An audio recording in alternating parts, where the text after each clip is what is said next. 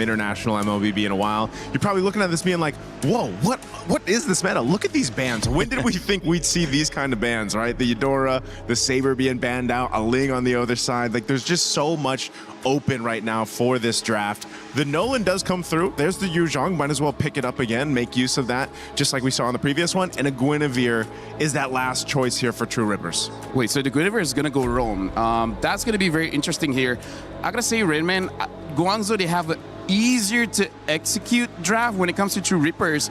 Like I said, a lot of individual skills is there, but if they miss their abilities, that's GG. They will either look amazing, yeah, or like Guangzhou says, they'll look like trash. Well, it could be a fast game. It could be a good game. We'll find out what type of flavor True Rippers is able to bring. This draft certainly different than before, which if you're a True Rippers fan and rooting for India, you would hope, okay, maybe we have a chance. If not, Guangzhou Gaming will be moving on with a 2-0. True Rippers will end their MSC run here. We'll see if they can even it up as we throw it back to your casters to get Game 2 underway.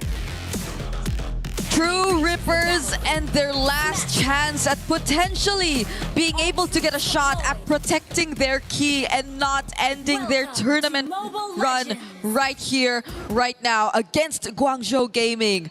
We're seeing a bit of a shift in terms of the draft, Mirko. It's not entirely... Oh, hold on. Okay. Yep. It's still the Yuzhong, though, in Modi's hands that you are going to see, and I feel like True Rippers are putting a lot of respect to it as seen in that first rotation. Hey, True Rippers, I think just going back to basics actually fits the bill a bit better, right? True Rippers against Vitality as well. They were able to almost get that Game 2, a very close, nail-biting Game 2 with a simple composition. So I like the fact that they're going back to basics. Garcia on the Moskov that almost got them the win against Vitality as well. This time, nothing too crazy. It's still Season Hunter for Recall. No more of that weapon mastery.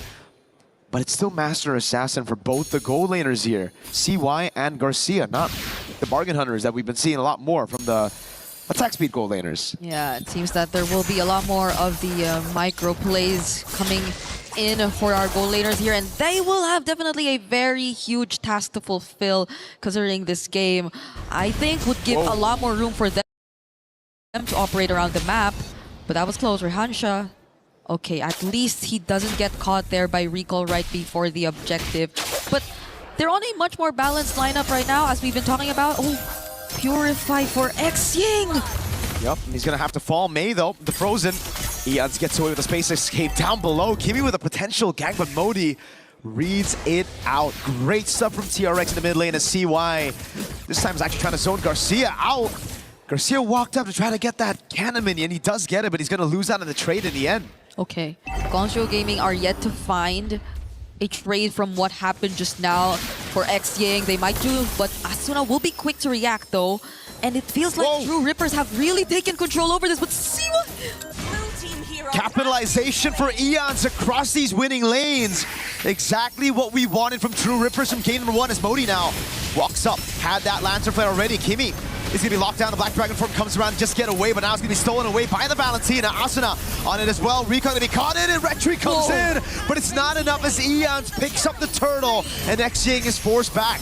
Kimi will walk up again. Asuna with just a splash of damage. True Rippers with a 4-0 lead and a neutral objective.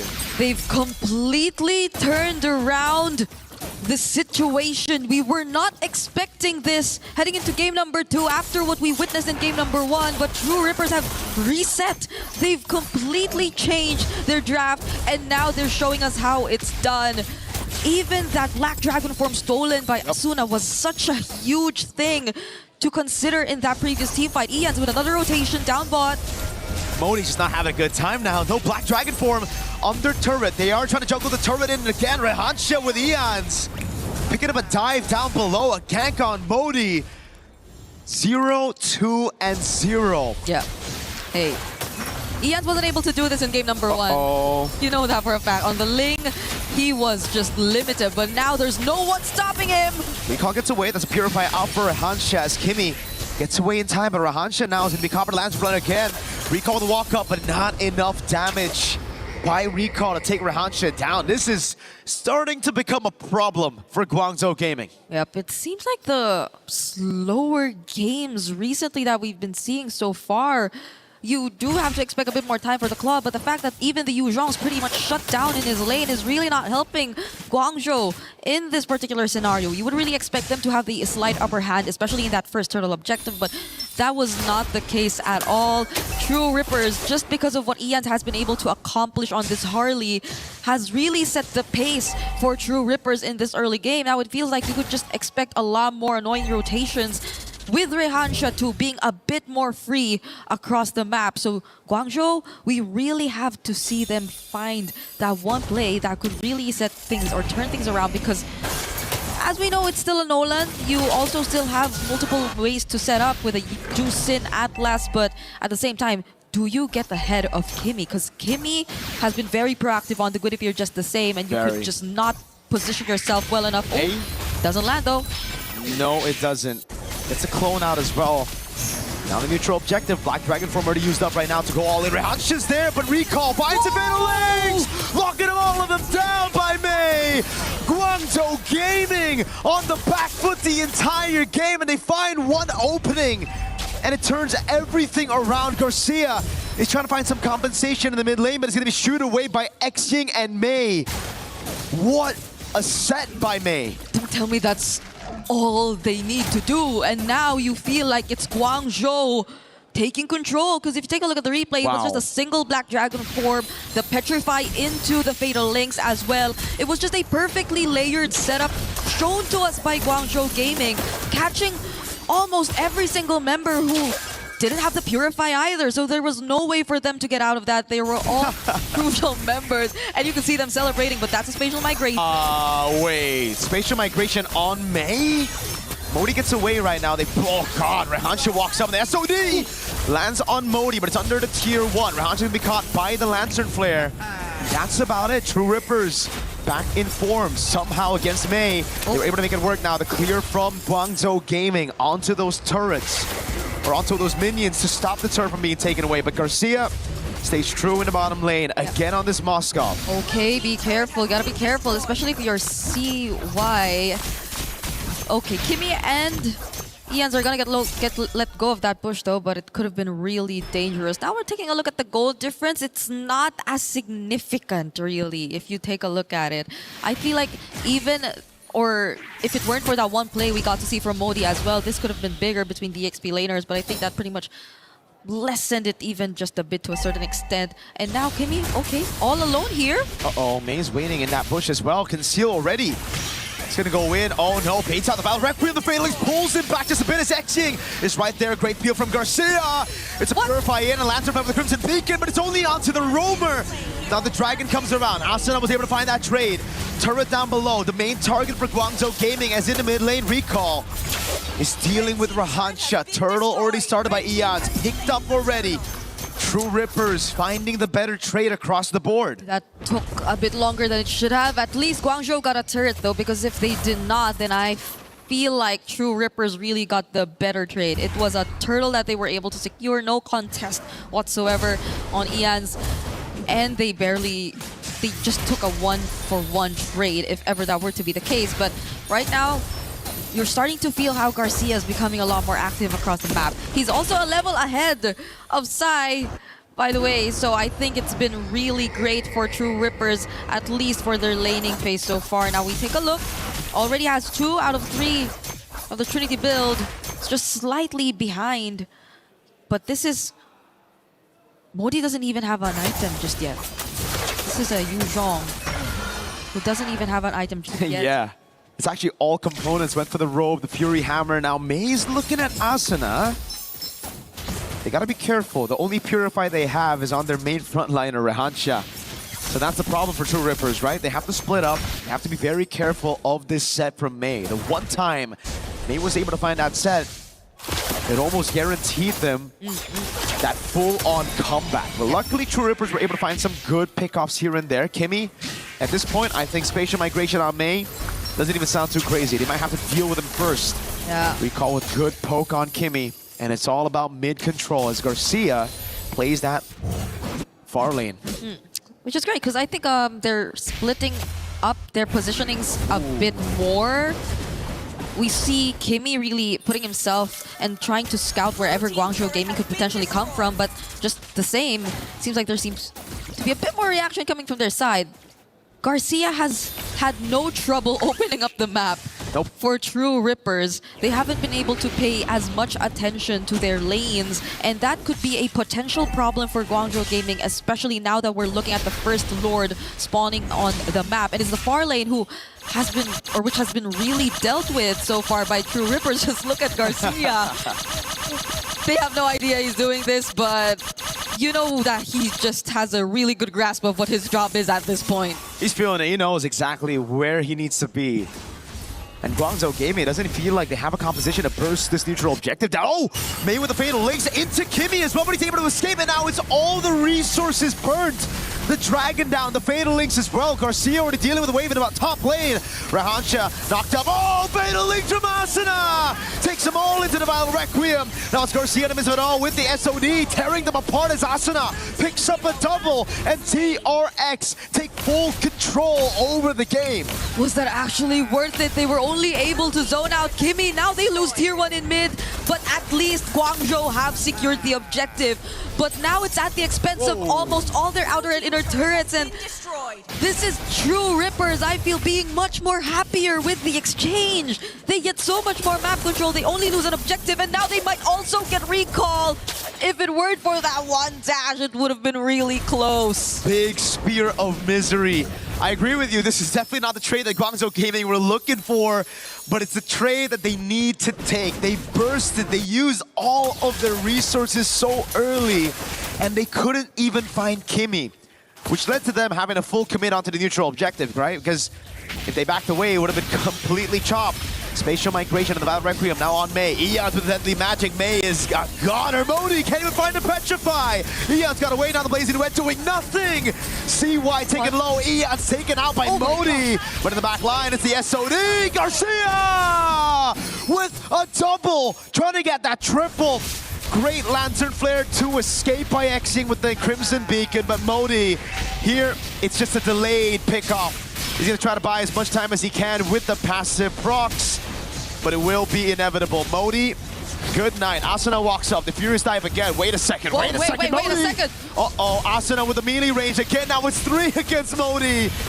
Dude, he bought so much time. He did. That was initially a highlight for Garcia that we were just about to talk about, but it's been all Modi from that point onwards. He was just sustaining 2 members at the same time. They had to call in another member from True Rippers just to finally take him down, and that's only being on the Radiant armor as well. But I take a look at this team fight once again, and you kind of worry as to why the Blazing Duet didn't feel like it dealt as much damage as you would expect it to.